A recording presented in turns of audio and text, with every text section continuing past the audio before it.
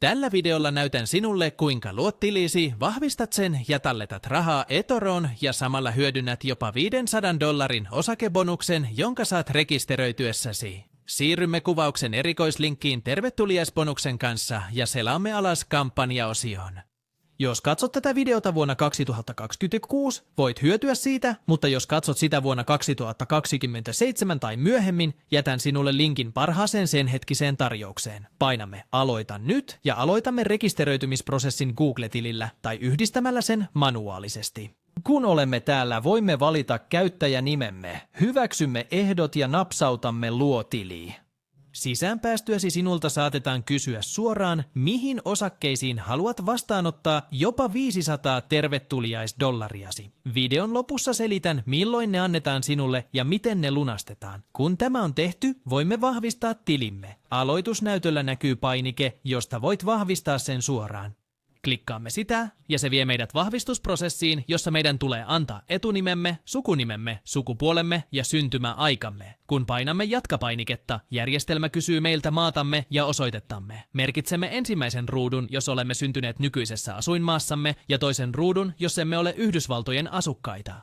Jos se on sitä ei pidä merkitä. Seuraavaksi kirjoitamme henkilötodistuksemme numeron ja valitsemme sijoituskohteemme, tavoitteemme sekä summat, jotka aiomme sijoittaa. Sen jälkeen meiltä kysytään, millaisen riskitason kanssa tunnemme olomme mukavaksi ja olemmeko pörssiyhtiön johtaja tai muita erityistapauksia. Yleensä valitsemme viimeisen vaihtoehdon. Kun painamme seuraava painiketta, meiltä kysytään, mistä tulomme ovat peräisin, mitä teemme työksemme ja kuinka suuret vuositulomme ovat.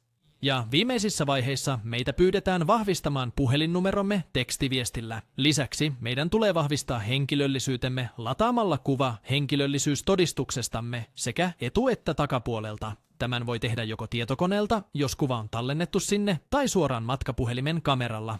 Ja viimeiseksi meitä pyydetään vahvistamaan osoitteemme. Tätä varten voimme ladata laskun jostain palvelusta, kuten sähköstä, vedestä tai internetistä, tai sitten suoraan pankin tiliotteen tai jonkin virallisen hallituksen asiakirjan.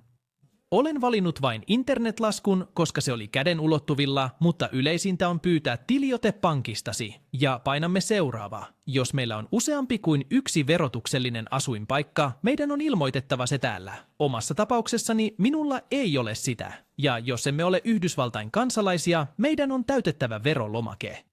Lähetimme sen ja tilimme on jo valmis. Meidän tarvitsee vain tallettaa varoja ja aloittaa kaupankäynti. Sitä varten painamme oikeasta alakulmasta kohtaa talleta varoja. Ilmoitamme summan, jonka haluamme tallettaa ja valitsemme käytettävän maksutavan.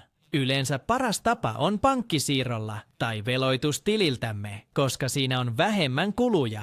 Omalla kohdallani valitsen suoraveloituksen tililtäni, koska se on kuluton ja välitön. Koska aion tehdä talletuksen euroina, luon eurotilin ja valitsen nopean pankkisiirron. Valitsemme oman pankkimme ja noudatamme ohjeita syöttämällä henkilötietomme. Valitsemme sitten tilin, jolta haluamme suorittaa maksun ja vahvistamme suorituksen.